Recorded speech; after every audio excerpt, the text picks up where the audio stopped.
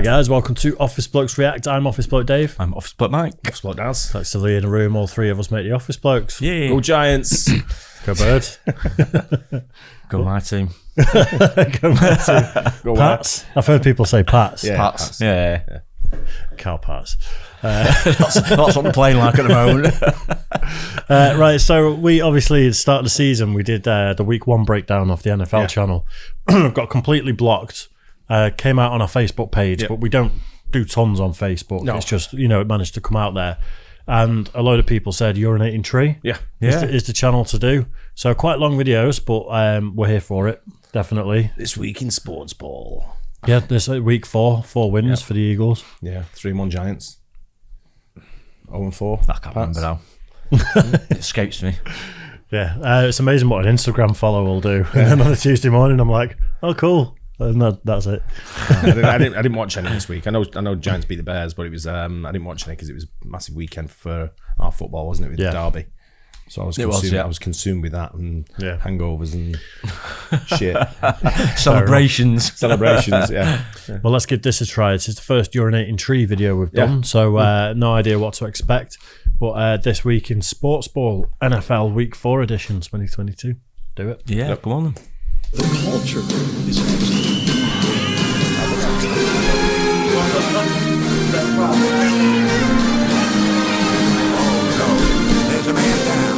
Calling both games.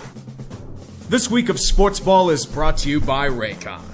With the everyday earbuds, the mundane becomes an adventure. Everyone's sponsored by Raycon apart They from look, us. feel, See and it sound everywhere. the best they've ever been. It must be coming Their soon. optimized gel tips slide right into the ear and are as comfy as the warm winter fire.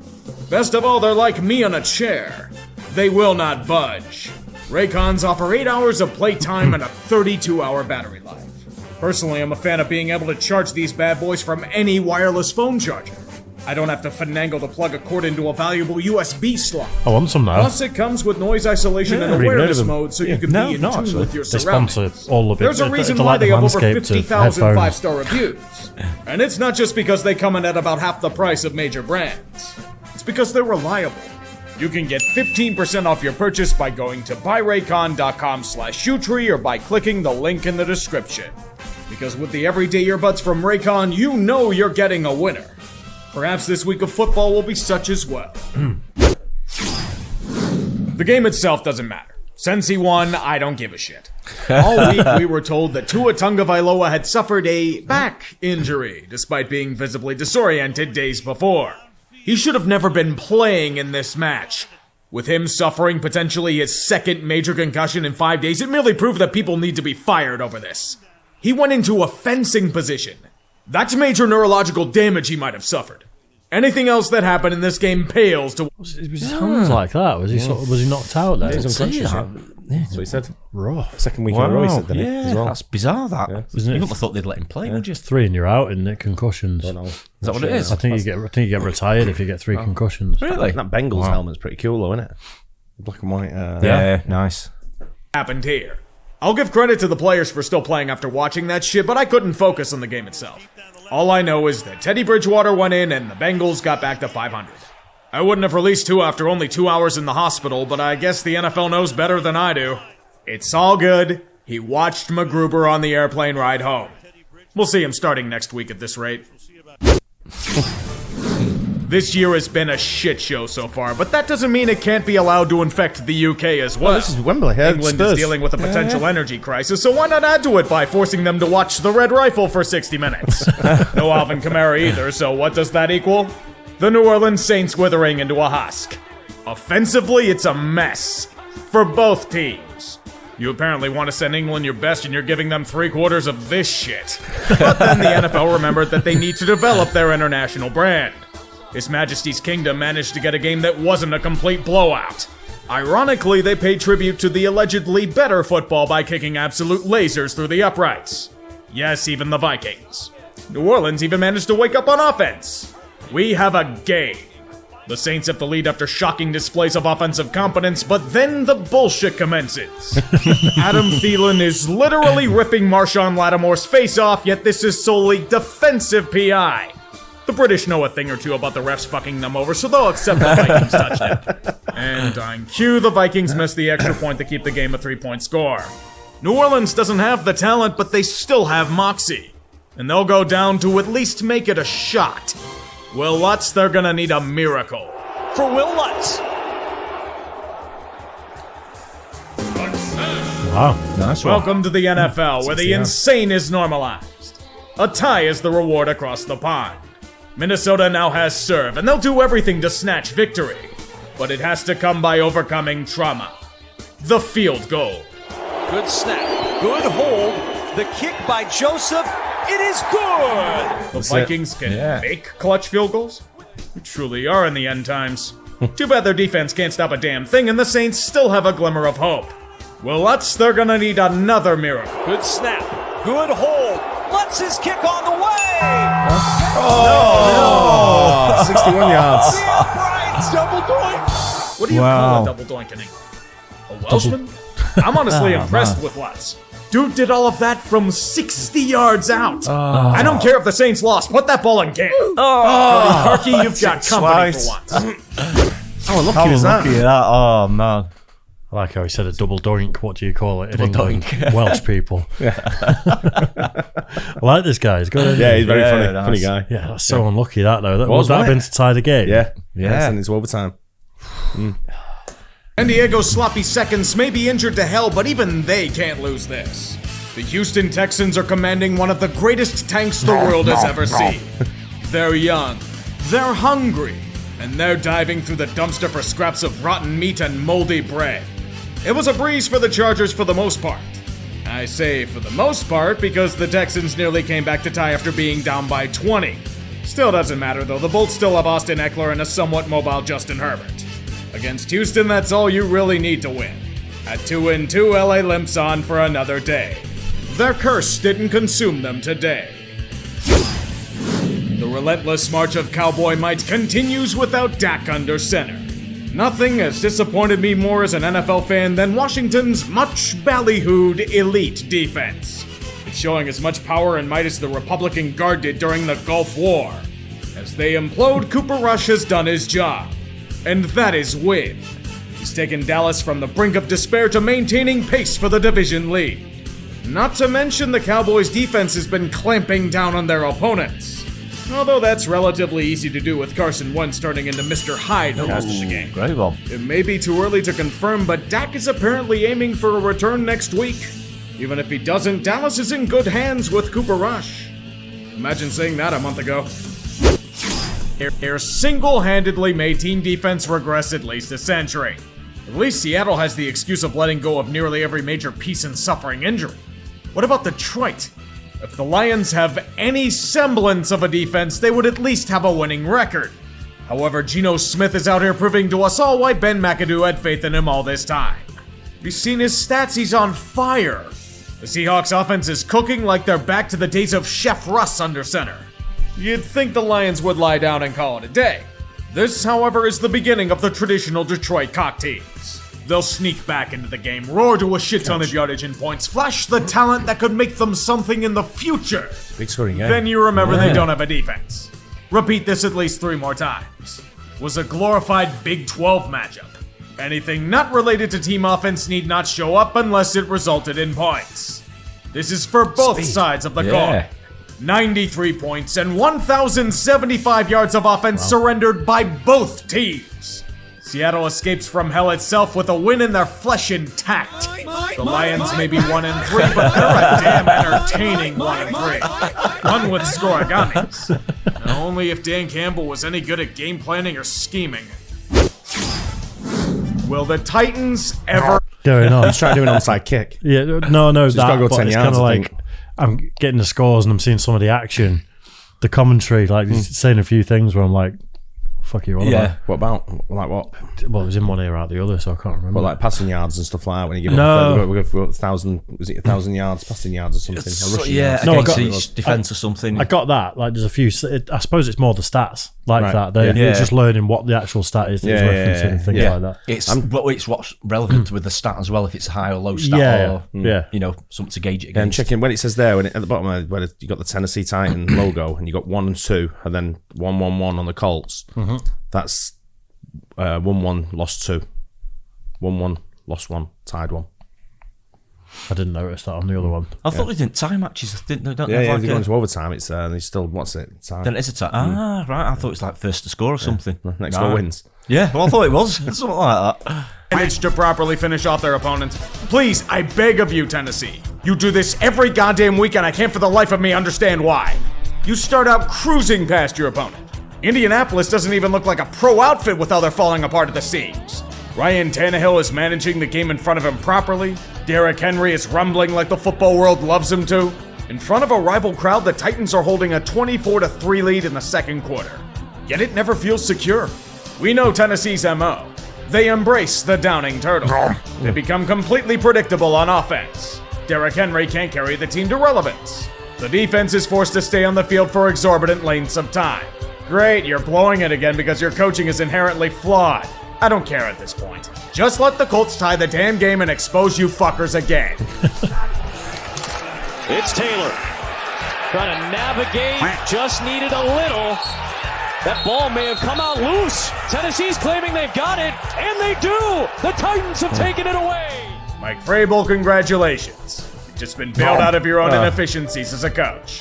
For whatever reason, the Colts just cannot beat the Titans in Indy. They've lost 5 of their last 6 to them in their homeland. Everyone knows the truth. The Colts didn't win last week. The Chiefs lost it. I'd comfort you, but Jonathan Taylor might be out for a while. Goodbye, offense. It was nice knowing what that was like. You go for a field goal then with like a minute left on the clock. I didn't see the clock. I was looking at the yardage. It was 51, wasn't it? That's what I mean with the stats. There's a lot of things to drink in, and it's kind of knowing what's important and what's not. Because there's probably loads of stats that... This is important, next game. Fair enough. I think it's William Perry and Walter Payton against Lawrence Taylor.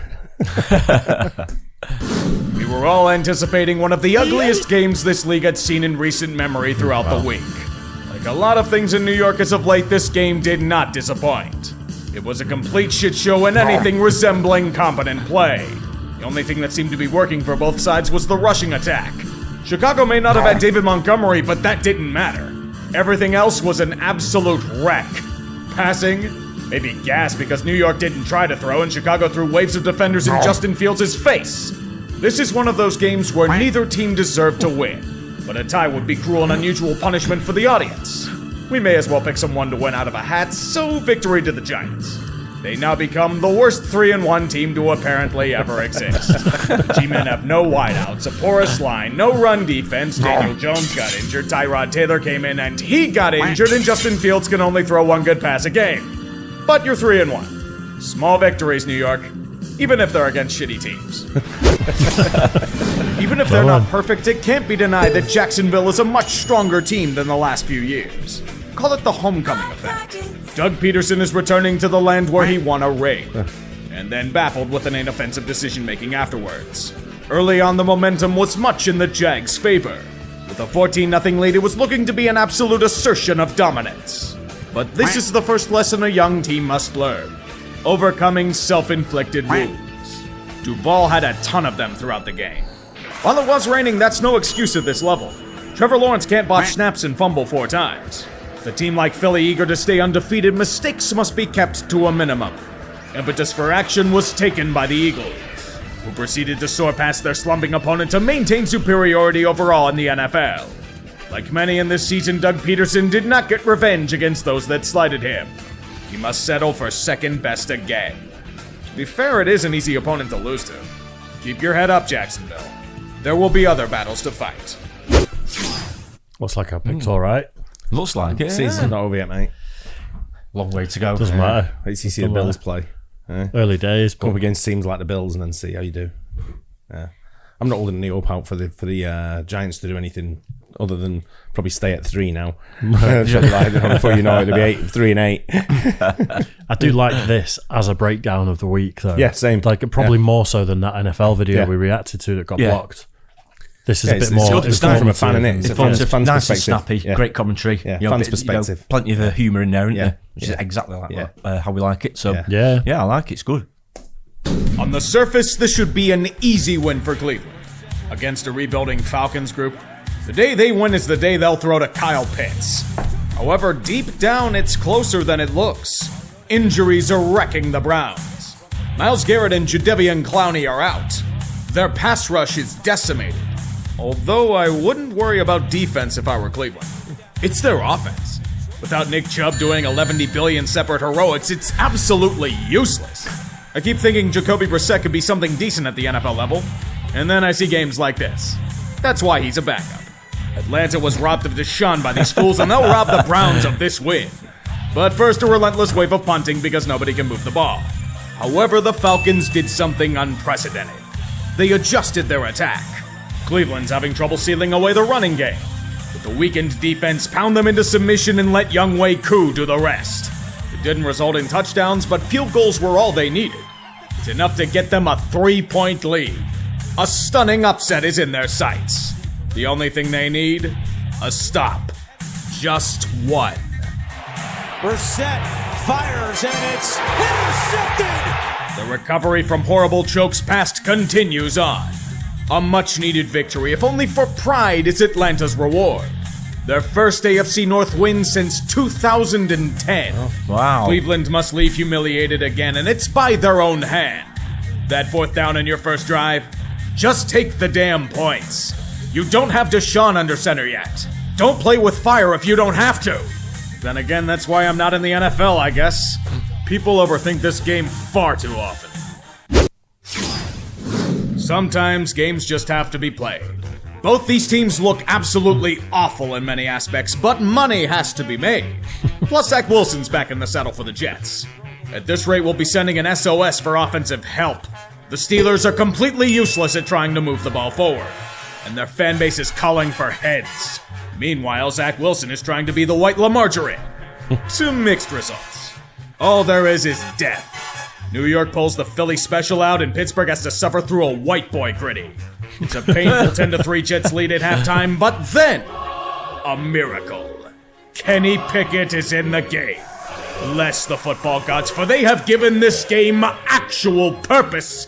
Go and sling the ball down the field for glorious... Oh, mother! We will ignore that interception. The Steeler might returns to the tune of 17 consecutive points. Dreams of going back to the Super Bowl flood the minds of Yinzers. But they forget something. The defense is limited by injuries and fatigue. Mike Tomlin's baby can't get off the field as the Jets convert 3rd and 4th downs ad nauseum. They bend and bend until they give up a crucial touchdown. Got an arm on him. Then the second sin. Is what? Their offensive coordinator. The Jets quarterback's got an arm on him. Yeah. He has a bit, hasn't he? Right. Yeah, can't have sling it. Say sling. Still Matt Canada. His scheming is pathetic. Trying to force passes results in, yes, a crucial interception. Thanks to the Steelers' stubborn ways, the defense is getting exposed without TJ Watt. Zach Wilson is not only pounding Cougars, he's pounding the ball down the field. Pittsburgh, you were hoping to celebrate with a win. Instead, New York will send you to hell. They'll give it to Hall. Looking for the end zone, and I'm not even surprised they lost to the Jets. The Steelers do this every goddamn year. 3 straight winnable games they pissed away due to themselves. Maybe it's not playing down to competition this time. Maybe the Steelers just suck ass. They did flip their way to about 6 wins last year.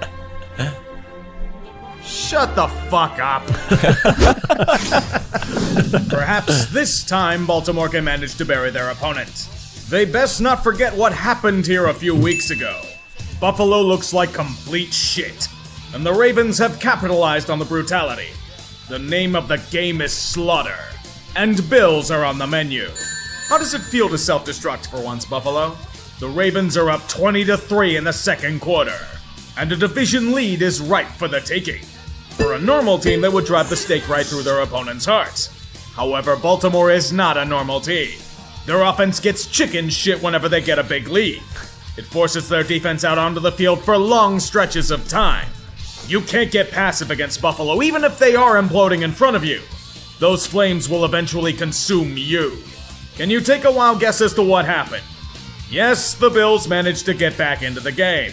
Who knew that a Greg Roman offense shuts down with passive play calling? Who knew that a John Harbaugh team can't seal the deal at home? Buffalo surely did. They're punishing them for their sin. When Baltimore tries desperately to reboot their systems, they keep making mistake after mistake. The game is now tied. But the Ravens get a chance to win the narratives. Lamar is compiling evidence to support his quest for league MVP. He gets them down to the goal line, but then Buffalo's defense holds firm. Even with their injuries, the Bills stand tall. John Harbaugh knows he has to win, and he will go for it on 4th down. Ravens go for it on 4th and goal. Jackson fading. Jackson throws. No, Interception. It might have been a mistake. The defense, being unable to hold the might of Josh Allen, continues to give up endless tracts of land. Not to mention the wonders of ref ball coming to fuck over Baltimore at the worst time. This is apparently roughing the passer. Another certified Jerome Boger moment. Scapegoat it all you want, but the Ravens shit the bed again. Their second blown lead of at least 3 scores in 3 weeks. Marcus Peters has every right to be pissed at John Harbaugh for his worthless game planning. He's merely channeling the emotions of every Raven fan out there. So while Buffalo snatches a win from Baltimore's grasp, we can only hope people get fired for this failure. The sad part is it'll probably be Marcus Peters or a Waterboy. We blew in pants. What do you mean, we? In this fight, I thought Buffalo was. I think I put Buffalo 3-1. Was it? I thought Buffalo would like the team to beat this season. From what I've seen. Maybe get off to a slow start. Something, I suppose it happens, doesn't it? But they're usually pretty right up there, aren't they? Yeah, I thought Allen's been doing quite well, and it's. Maybe I'm wrong. I've not really paid attention to Buffalo. Yeah, it's. Obviously been watching the Giants or whatever, but it's. But to me, they look like the team to beat when I was watching the recap on it. Yeah, on that highlight show. Right. Okay. We have 2 absolute morons thinking they're experts in jiu-jitsu, flailing around like it's interpretive dance. Even when you consider these coaches are 2 of the worst in the league, the unfortunate reality is that they are paid to be incompetent at the national stage. We are not. Therefore, we bitch about them on the internet. Despite not having the money and fame of these men, the Carolina Panthers have proven to be the kings of the shit pile. Matt Rule makes Hugh Jackson look like Vince Lombardi. It's hard to fathom, but with how terrible Carolina looks, even against an Arizona team that is functionally awful on offense, the claim is justified. What the fuck happened to Baker Mayfield? Did he suddenly morph into Johnny Football once he left Cleveland? Even Christian McCaffrey can't carry these sad sacks to any relevance. The fandom is getting pissed. It's gotten so bad they're clamoring for Sam Darnold at QB. Sam Darnold! Dear God, next week they'll be begging for Cam Newton again. The chance to fire Matt Rule are flying down from the seats as well. He's honestly lucky that contract he signed is a massive albatross, or else he'd be batted down at the line like a pass from Baker. The Raiders are desperate. Being the only 0-3 team in the league has its perks. One of them being you have absolutely nothing to lose. Josh McDaniels may be awful, but the coach opposing him has no idea what the hell he's doing. In the friendly confines of the black hole, McDaniels must make himself comfortable with his surroundings. The 2 things that will win the day for the Raiders: the running game and crucial turnovers. Melvin Gordon gifted a ball to Amik Robertson so blatantly you should call it a tax write-off for charitable donations. Josh Jacobs, however, was not into charity. He was into taking what was his. Wow. That being one of the best games he's had in his career. Las Vegas potentially saves their season with a crucial win. It's funny if you're Denver. You spend all this time and energy trying to fix your issues at quarterback and shitty offensive scheming, yet they've made no progress on that front. In fact, I might argue it's even worse than it was last year. That team didn't have sky-high expectations. This one does. And Broncos fans, I hope you like cock and ball torture as well. Javonte Williams is out for the year with a severe knee injury. Jesus, this might be career-destroying. The war between Darth Belichick and fallen Jedi Rogers has lost its luster over the years. Young apprentice Mac Jones is going to be out of this match. So we begin yet another tenure of the Madden-generated Brian Hoyer at QB for the Patriots. At least that was the case until Hoyer was knocked out with injury. Thus, their new sacrificial lamb is... hold up, I actually have to look this up. Bailey Zappi! Come on down and please, for the love of God, don't suck. That dubious honor would go to Aaron Rodgers. He looks like shit. Completely missing his throws, throwing like Devontae Adams will be somewhere in the vicinity of the throw and ready to chuck his entire team under the bus for shit that's his own damn fault. Green Bay is imitating a team to the east of them. They are playing down to competition. The fortunate thing for them is that the Patriots are starting a third-string quarterback, and they've limited the already limited offense for him as a result. Even then, both teams are stunningly moving the football. Points are being scored. Tied at 24, all of Lambeau is undergoing a combination of heavy drinking and angina. Romeo Doubs had a chance at a brilliant touchdown, but he dropped it on contact with the ground. Aaron Rodgers will have him killed in a few days. No. These teams must settle for overtime and the grueling slog of it all. The Packers get first shot. They fail. The Patriots can respond in kind, and they do with a 3-and-out. Green Bay finally realizes that they have to win this game to stay ahead in the NFC North. They don't want to be tied with the Bears, do they? It's an ending as predictable as the Lambeau Leap. Rodgers manages to throw with precision, and Mason Crosby lines up to win the game. For the win from 31, Crosby, right down the middle. Well done, boys. You beat a Wither team playing their third-string quarterback. Give yourselves a nice pat on the ass and run as fast as you can out of the building. Rubbish. Not looking good, Mike, is it? No, it's all. It's absolutely, yeah. Yep. We need a Tom Brady. Yeah, a few more besides, I think. Yeah, it's not a great start to the season, is it? But we live in hope. You never know. This past week, a devastating storm hurled itself at Tampa Bay. It did not care for possessions, property, or life itself. It showed no mercy to anything in its path, as its destruction was widespread and relentless.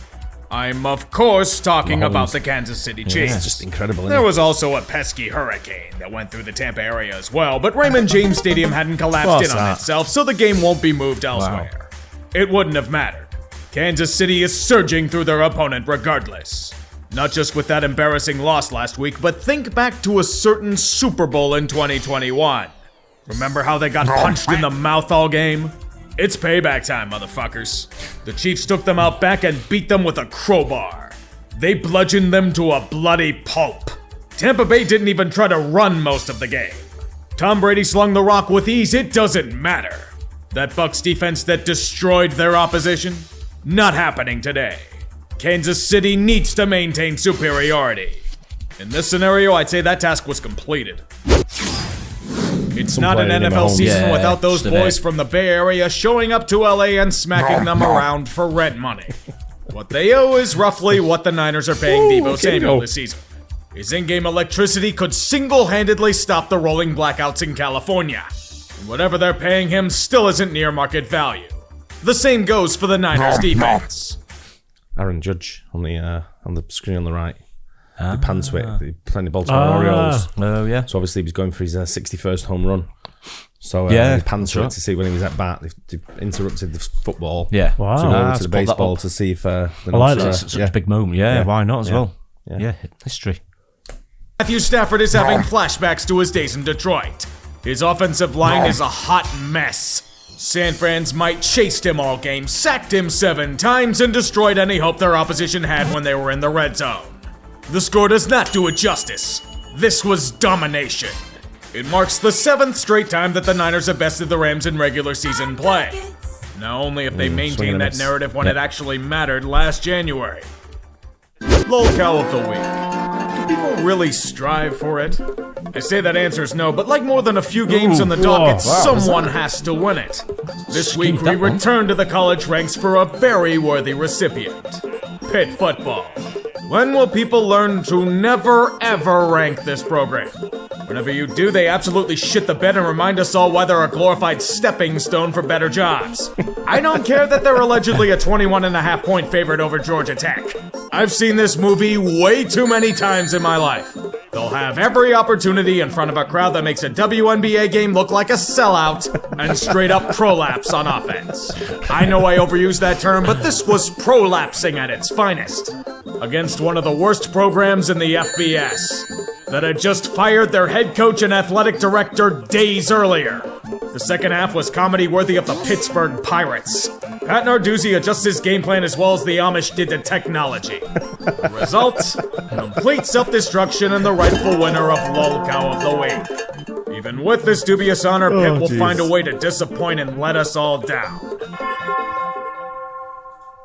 Football is a brutal game. May the bell toll for the fallen.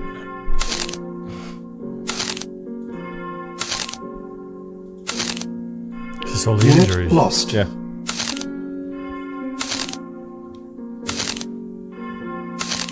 Just this week.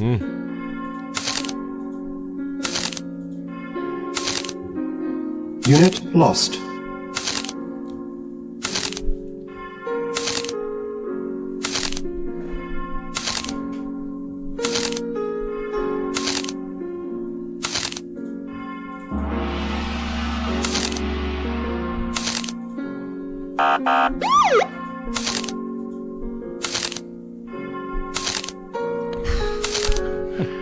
Unit lost.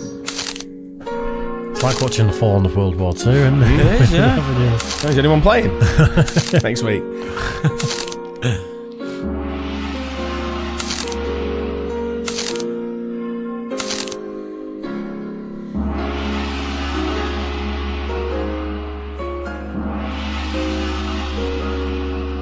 Thus concludes another week of this sermon on the field.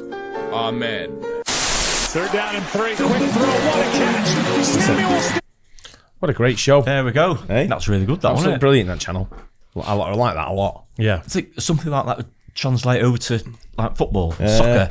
Could do. You know, someone doing a roundup of like weekly matches in the Premier League. I think it could be quite good, something like that. Yeah. It'd be that's really entertaining, that. The amount of editing and how well thought out that is. Oh, yeah, That's a production. It's really well done. Yeah, the noises he uses, everything. Yeah, Brilliant. everything. Yeah. It's an obscure one, but when that at the end where it said unit lost a couple of times, I think that's from a game called Command and Conquer that was on the PlayStation 1. Right, okay. You know, like one of those strategy ones where you build bases and then people come and like shoot each other's bases and stuff. Yeah. I think it just sounded very familiar. Yeah. Brilliant, Yeah, though, right? maybe. Amazing, Yeah, it's really good. Great That. show. Yeah. Yeah, and again, that's like, what was that, 25 minutes? It felt like, breeze past, didn't it? Yeah. felt like Yeah, 10 went pretty minutes. in quick. fact. Yeah, it did. It was It gives us good. a good overview as well of the week, because I didn't know. Like I say, for me, I thought the Bills were like the team, and they're only 3-1. I mean, it's a good record, 3-1. Yeah. But I don't think they lost to. Yeah. I guess did they lose on in week, maybe. Maybe they did. Yeah, not too sure. But yeah, it gives you a really good idea of all the other teams done it. Definitely. Did get a bit of stick for not picking the Bills, you know, because we reacted to like the tailgating sort of parties and things like that. Bills Mafia. Bills Mafia, that's Yeah, the one. But, you know, I picked right. One of us picked right. Not one out yet. Typical United fan. I was going to say it's our season, but that'd be a Liverpool Sprayed fan, all wouldn't it? over. Sprayed all over already. Yeah, it's not even started yet. All top he's done boss. is tickled your balls a little bit. And you come. That's all it takes. That'll do him. Right, what time is it? Anyway, hope you guys enjoyed that. Don't forget to like and subscribe. I'll catch you on the next one. Cheers, guys. Cheers.